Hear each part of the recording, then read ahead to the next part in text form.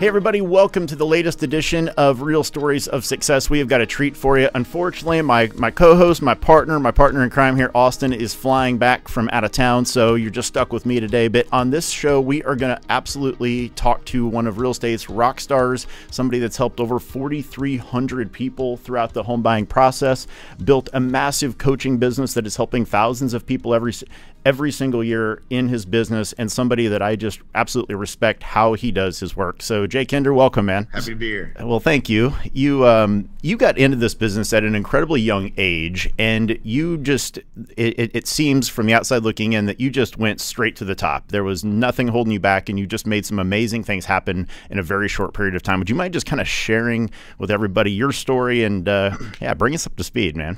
Yeah, sure. So of course, there's no story of success without the pendulum swinging to failure on the way to success. So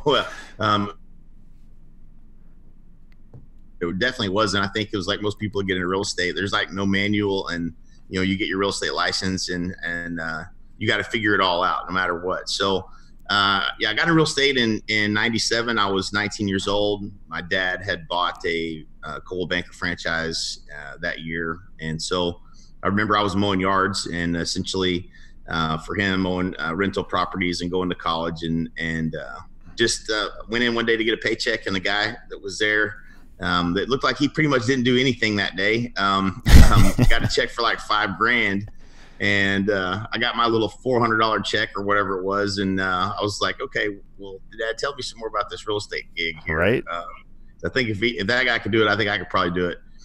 And so I jumped into real estate, and like most people, I struggled to figure it all out. Had some good support around me at the office there, my dad and some of the other agents, and figured out how to write a contract and some of that kind of stuff. But there was no manual for how to go get customers. That was the thing that was probably the most challenging, was like, how am I going to go get customers? And because of my age, I didn't have anybody in my sphere of influence that was buying houses. They were all still drinking beer and going to college. So right.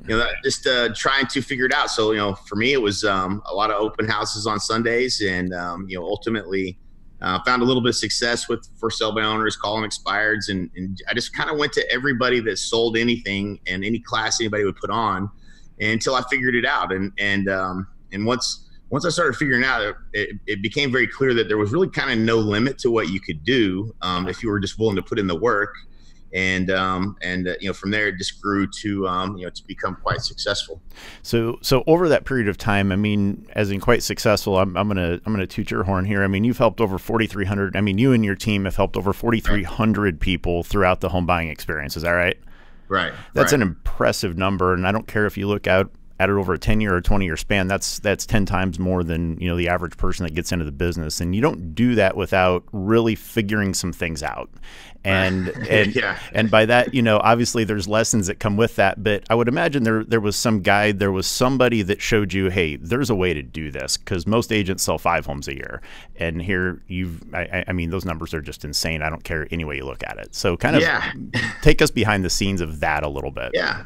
So like most people, I think, I went to a lot of events and bought a lot of stuff. Like if you sold it, I mean, I've got a library that's quite large of everybody that sold stuff in real estate, and I took away something every time. And I think a lot of people maybe get a little gun shy to buy things or go to events and stuff like that. Maybe they've gotten burned in the past or whatever, but that wasn't that wasn't what I experienced. My experience was like, I'd always get one good little nugget, and then I would go like try to use it, and then I would get a good result, and then I was like, oh, I can't wait till the next thing I can go learn.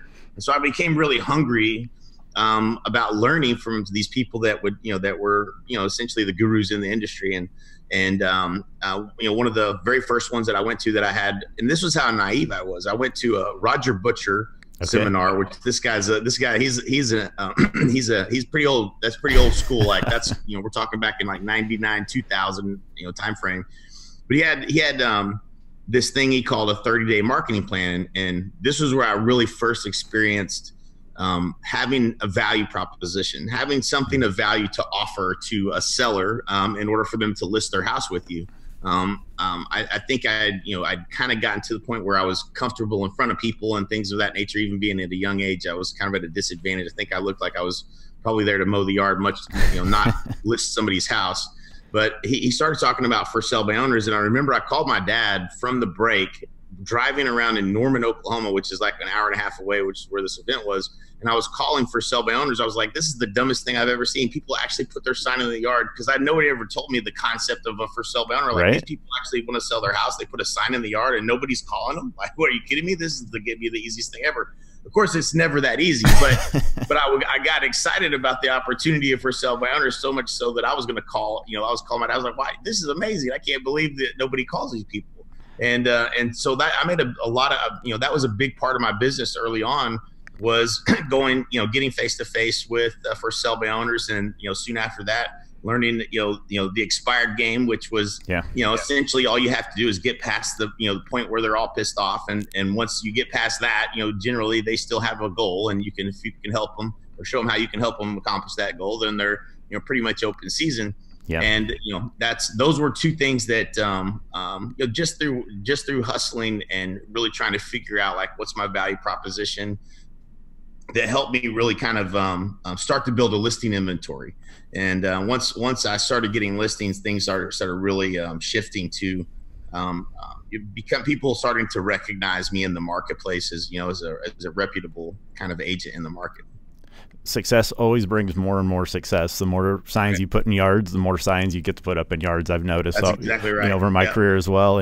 But I want to circle back to two things that you just said there. The first thing that you mentioned that I think a lot of people for some reason maybe struggle with, and I'd love to get your thoughts as to why, but you mentioned that you were always buying things and investing in yourself, not buying like necessarily a tool, but you were investing in, this person is where I want to be. I want to go pay them to get there as quickly as I can. That type of thing is what I heard you say.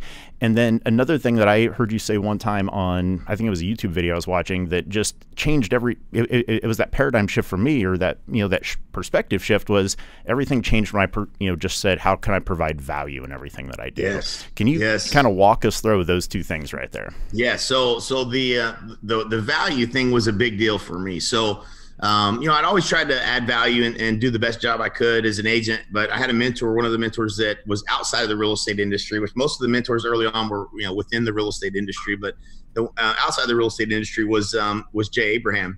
Mm-hmm. And he, he has, a whole, really philosophy about, being, he calls it the strategy of preeminence, and being like the preeminent, agent in your marketplace by adding the most value, falling in love with the client, and making sure that you're giving them the best advice that you possibly can given their scenario.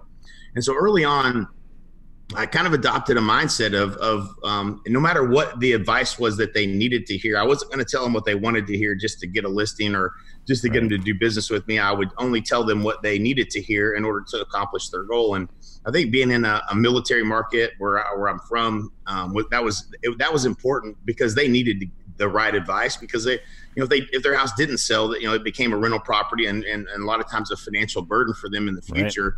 Right. And so that was just a mindset that I adopted early on, and I really bought into it. It just it's the right thing to do. But a lot of agents, it seems like in this industry, that especially in my market, they would just they would tell you whatever they wanted to hear to get the listing, and then that would always backfire ultimately. But that was something that I kind of was the foundational piece of the business for me, was just making sure that in all cases, number one, I was the expert, and I understood the marketplace, and I knew the inventory, and I knew everything I needed to know about the houses. And again, if we're doing open houses every Sunday, you're showing properties all the time. Like, I pretty much knew the market. I felt pretty good about knowing the market and being inside and out of every house that was out there pretty much.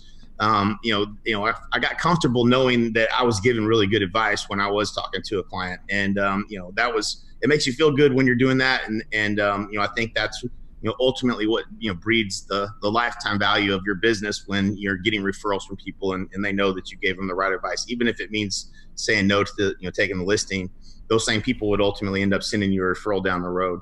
And so, that was the first one. What was the first part of that question? I forgot the first part. No. I mean, there was a wealth of information there. So I really appreciate you diving so deep into that, because I truly believe, I've been an advocate of that philosophy since the first time I heard you say it, because when you do provide value to people. I mean, you don't have to ask yourself, what should I post on social media? You just figure out what problem the person you want to help has and find a way to solve it and just talk about that.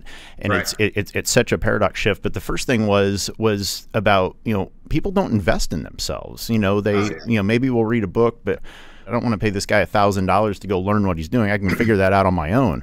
Well, yeah, you can, but that path of success, in my experience, is like this. It goes 9,000 ways, or you can just go learn from their lesson and, maybe you have 1 or 2 roadblocks, but not 40. So tell me about that. Why is it you think some people maybe struggle to do that? And you mentioned Jay Abraham. I love his work. I've listened to a handful of podcasts he's been on, but, tell me about that. What are your thoughts? Yeah. What keeps people from doing that?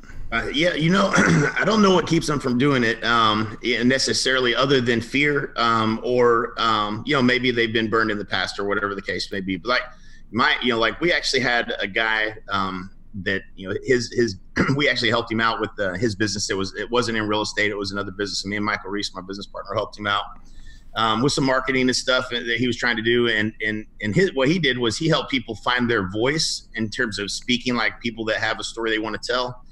And so he came and did, just as a favor, came and spent the day with me and Mike. And as we went through sticky note after sticky note of like our entire stories, like putting it up on the wall. We're in this hotel room in at Lake Texoma all day long, and we got sticky notes everywhere. And like he whittled all of our stories down to kind of like, what's that one message that kind of really, that kind of just like says, this is who you are. Yeah. This is kind of how you got here.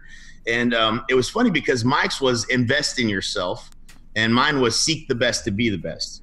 And so like, I've always been, like, okay, whatever my problem is, there's somebody out there that's accomplished it or solved it. Like, what do I got to do to find that person? And whatever it costs, at all costs, I'm going to find, and I'm going to take good notes and I'm going to copy really well. So ultimately, like my superhero power was, I'm a good copycatter. It's probably not the most, probably not the best thing, you could be known for, but it really was, it is a gift because, and I learned this a long time ago, and I want to talk about Mike's investing in himself too, because Mike was notoriously the cheapest person on the planet. Like he wouldn't spend the money for nothing, and he had some money set aside always, but he would never spend it.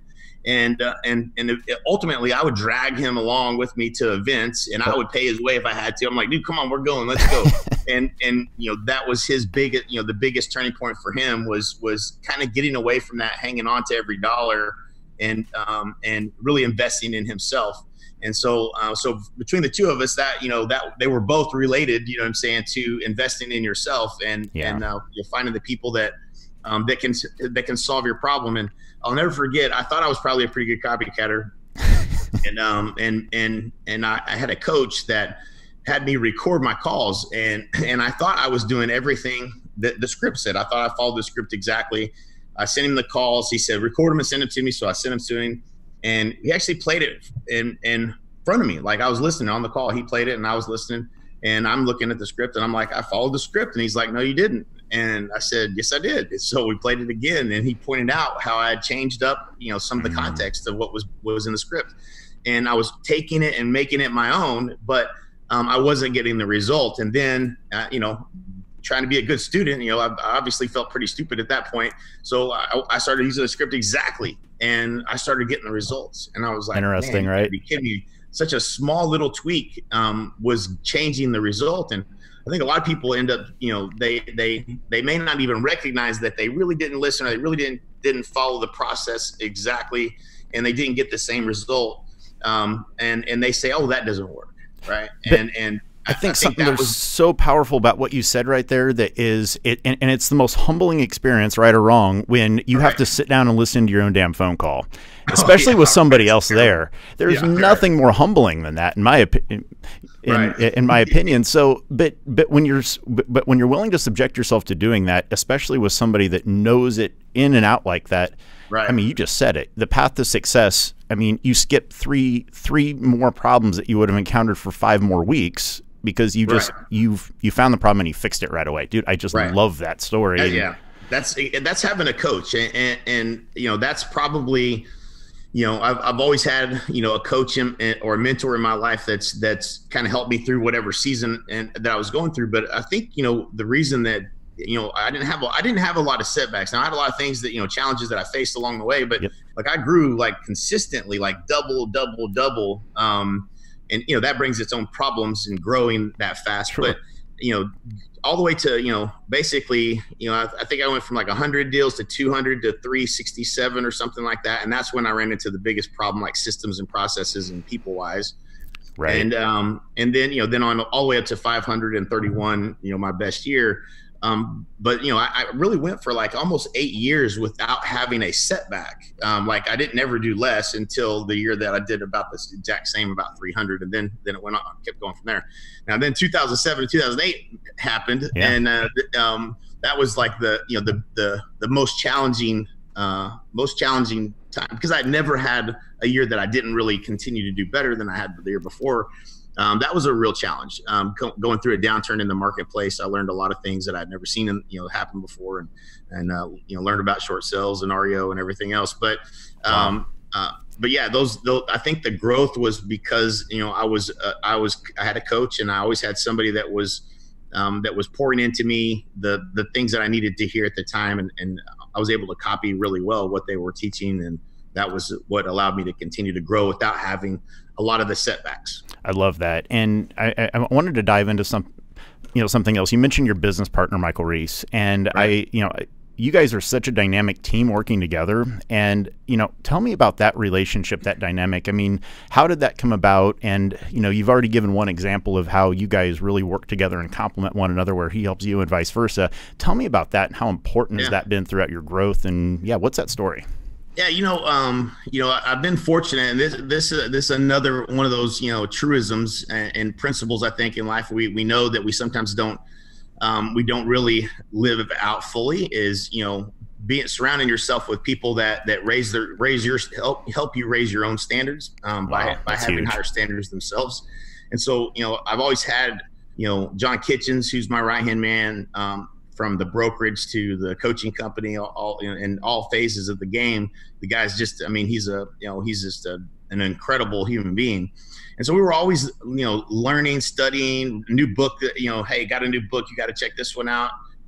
Still to this day. And Mike was the same way. And so when I met Mike, he was working for Bally's, and he got into real estate. And the thing I didn't know at the time was, like, I didn't know what I had done to be successful, because I had done so many things that didn't work, what I'm saying, trying to figure it out. And, that success path does look like this, right? It didn't go just like, oh, hey, I did this, this, and this. And I had no idea, like, when he would ask, like, well, hey, what'd you do to be successful? I'm like, I don't know, a lot.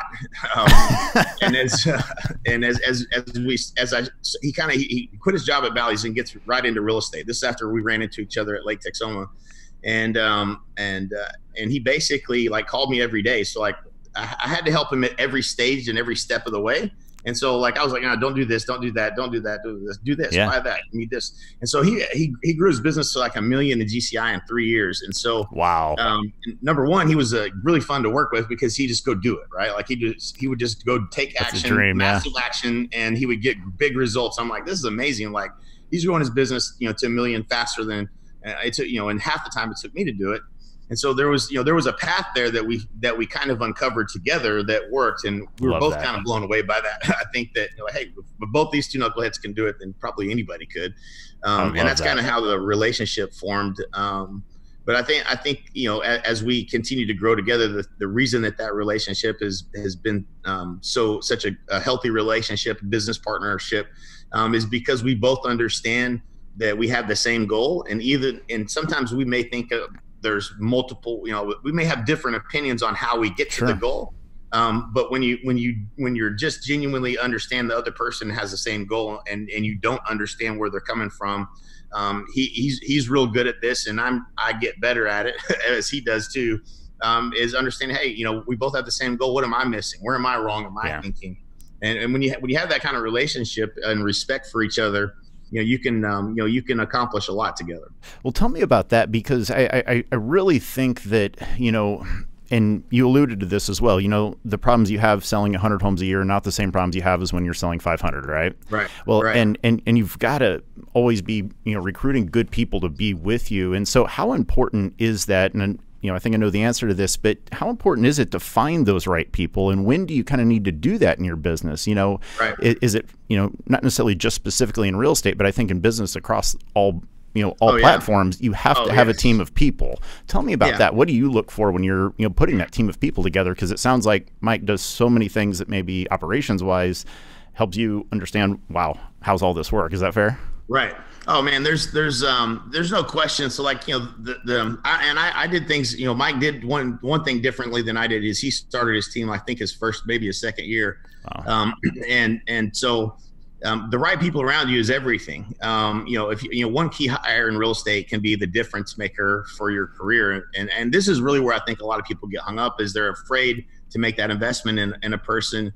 But we do too much, in real estate, we do too much $10 an hour work. I mean, there's just too much work that we're doing that's not dollar productive, that if we were doing dollar productive work in place of, our business would be growing. And so, I didn't know this at the time. It was, just me trying to figure things out. But, I delegated all the things that I didn't like doing and all the things that I wasn't good at, which made the work more fun. And it also, made it to where I was doing things that were more dollar productive. So, the very first, hire that I made didn't last very long. I wasn't the greatest leader at that time, but I figured out pretty quickly that, if you get the right person that can complement you and that can kind of rip things out of your hands and help you get things done, that is an extremely valuable resource. And so, understanding kind of what, as you grow, what are the roles and responsibilities and what's the scoreboard and the, that you're going to have for success for that person is always important. But, learning how to make the right hire at the right time is that's the hardest part. If you're doing it, if you don't have someone mentoring you through that process or that has a system or a methodology for it, then you're going to make mistakes, and those mistakes are not just, it's not that they're costly, because even a bad hire you'll probably get a lot of value out of. Yeah. But you'll also have a lot of pain associated with that as well, in terms of them not be able to, you have to tell them how to do everything. Yeah. So I'm not a very good manager. I don't micromanage. I want to hire people that have that want to own it and get it done. But you have to have some some success metrics and some clarity around what it is they're doing and what the scoreboard is going to be for that. So the key hires have been the key to everything for us. I love that. And you just kind of segued into one of the last things I want to kind of wrap up with here. Again, I really appreciate so much of your time here. Sure, man. Walk me through, you said something before, and that's about leadership here, but leaders create leaders create leaders. Yeah. And you mentioned once that, you didn't really know what that meant the first time you heard it, but then all of a sudden, as your business grew and you evolved and grew as a leader, that took on a new meaning. Walk us through that, because I think there's such a powerful message in how you lead. It was probably one of my biggest business lessons. And this is, this was at, NAEA, Ken Reese Coaching, which was, a much bigger organization than what my real estate sales team was. We were, at this time, probably in the 5 to 6 million a year revenue range. Wow. And we had a mentor that we had brought in a couple years before this, and he was the #1 action coach. Self-proclaimed, maybe. I'm not sure if there's actually it's a good title. I love it. Yeah, he was super sharp, really good guy, very smart. But he came into our strategic planning meeting, and we were at the Marriott in Plano, and up in one of the suites, and we'd always do our strategic planning in a good place, like where it was kind of a nice, cool environment. And he comes up on the board. He's like, "We're leaders creating leaders creating leaders." And, at the time, we had, I don't remember how many employees, but there wasn't like leaders creating a lot of leaders at that point. Like there was us leading, kind of a few of the key people. And then, but as we grew, we had, full level of management. And then those people had, sometimes as many as 6, 7 people that they were leading. Yeah. And I'll never forget my operations. I had a key hire in Oklahoma in the real estate business, and she was a marketing, really good at marketing and design. Like you could say, "Hey, this is what I'm looking, I kind of want, I couldn't ever describe it, but then I'd get it back. I'd be like, that's exactly what I was." That's it. Perfect. It was an amazing to have that kind of right-hand person from a marketing perspective. And she was so valuable that we moved her to Dallas, and, wow. And she cried and cried and cried on my shoulder about it. And at one point, she had told me she wanted to have her own agency, and she actually got offered a position in Oklahoma before we moved her to Dallas, and she took this position. And it was with 3 business owners in the community that I knew really well. They were going to make, they had all these promises for what this agency was going to do, and she was going to run it. And of course, she came in to me, and I said, "This has been your goal," and I understood and knew what her goals were. And I said, "This is your goal. This is what you want to go do. Then I was going to support you. Go do it. I hate that you're leaving, but this is what your vision was." And because I knew that, and I knew that's what she wanted to do, that was what was right for her. So she went, and it ended up not being what she thought it was going to be, and she quit and came back. But I think at that point she realized that I had really her best interest in mind, and always, at all times, no matter what the scenario was. And so from that, it was in her best interest to move also to Texas, and there was opportunity there for her, and a change in lifestyle. And so she hesitantly moved there, but she ended up being ultimately kind of moving her way all the way up into the director of operations for the entire company. So she was literally leading everybody within the company that was underneath me and Mike, who were co-CEO. Love that. And one day she quit, and she was burnt out. I think from she had taken on a really heavy role, and I think that I probably didn't understand some of the things that the burdens that she was carrying as far as some of the people she was leading, and there were some things that were missing. And there was 2 things that happened. The first thing was the first question I asked whenever this happened was, what could I have done differently? Instead of, why'd you do this to me? Because I felt like, I'd done a lot, to help her. She was making a ton of money. And I felt a little bit betrayed. It's easy to kind of jump down, into that rabbit hole of like, hey, really, you're going to quit, just up and quit on me? And that's what she did. She knew there was no exit where she could ever get out. So she had to just walk away, and she gave me, 2 weeks notice, but she quit. And the first question was, what could I have done differently? Which I instantly knew the answer to, which was I wasn't doing my one-on-one meetings consistently because we had such a good relationship. It's like, I don't have to have that meeting this week. And I wasn't really digging in on and helping her and forcing her to upgrade some of the talent we had in some areas. So she was carrying just a lot more burden.